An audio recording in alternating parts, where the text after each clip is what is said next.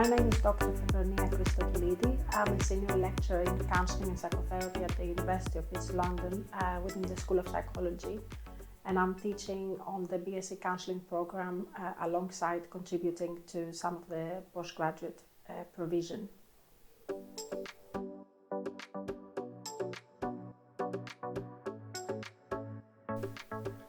The purpose of this recording is to really introduce a model which is called the Pedagogy of Vulnerability, and explain a bit more about how that is relevant to, particularly to teaching topics that are considered taboo or difficult in the classroom, such as diversity, for example.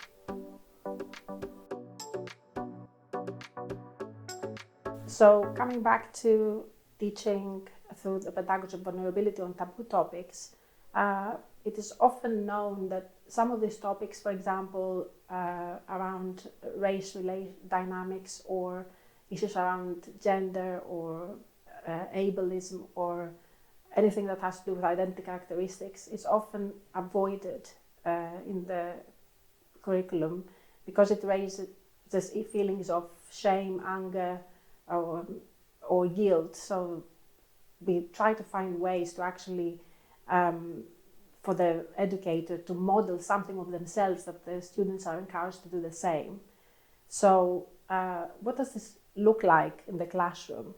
So I would say that it is about taking risks as a lecturer for exposing ourselves purposefully and with a particular impact. So when it comes to, for example, teaching about race dynamics, this stance of appearing in class and actually saying, we might get it wrong, we may not use the right language.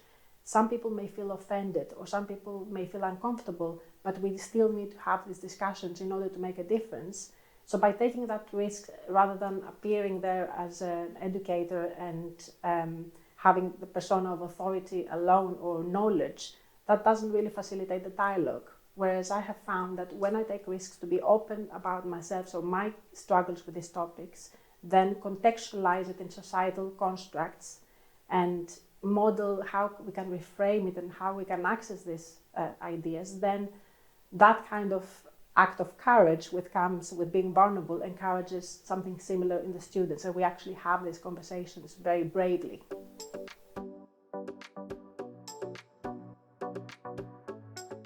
The purpose here is to become the most inclusive university in the UK.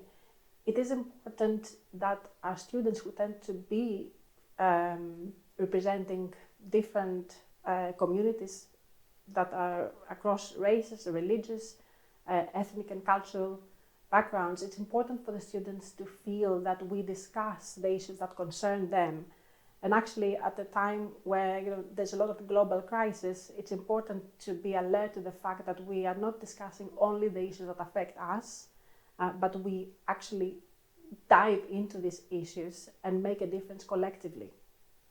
I believe we have a responsibility to be naming dynamics of oppression, discrimination, power, and move beyond Eurocentric ideas and include that in the classroom through our reading list, through the role models that we bring, and actually through activism as well. So in that sense, I think that our role as educators is to be holding brave spaces, not just safe spaces, but what I call brave spaces, where we invite contemplative teaching along a democratic, participatory classroom management, if I was to use it, so that with discernment and with a strong working alliance with students, then we can explore these topics.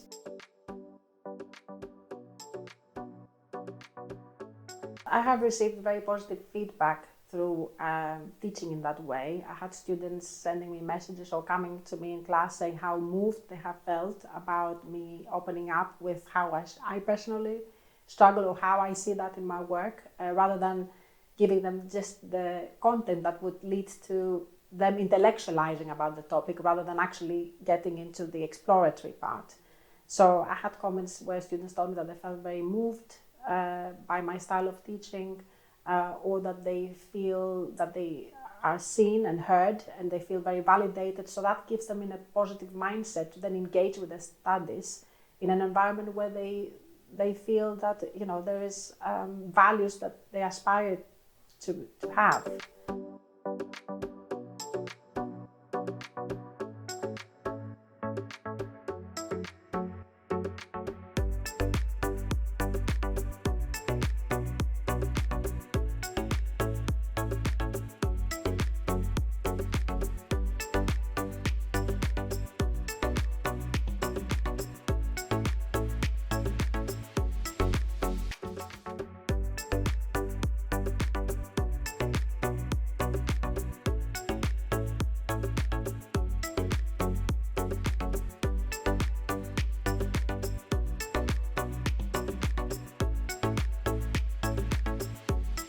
I think there's often a misunderstanding that unless we belong to the minority group, then this is our job to change what is happening in the world. But actually, I think it's everybody's job, and especially in higher education, the students are looking up to the lecturers for a role model. So what is it that we represent? Do we just teach in a way that leads to acquiring knowledge and being a passive receptor of knowledge? Or do we join the students in struggling with these matters and actually developing more critical thinking and cultivating wisdom? Because it's really about posing the right questions rather than always having the right answer with these things. I think it's a lifelong journey.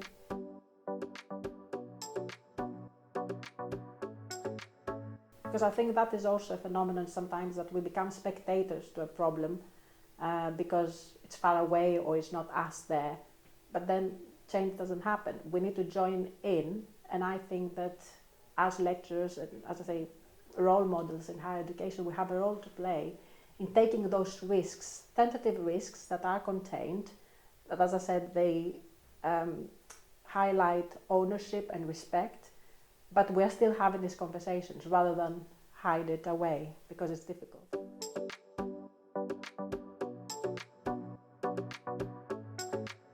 There is ways of dissemination, like the usual formal ways, like conferencing on writing, but also really having conversations with colleagues about how this affects students, impacts students in a positive way.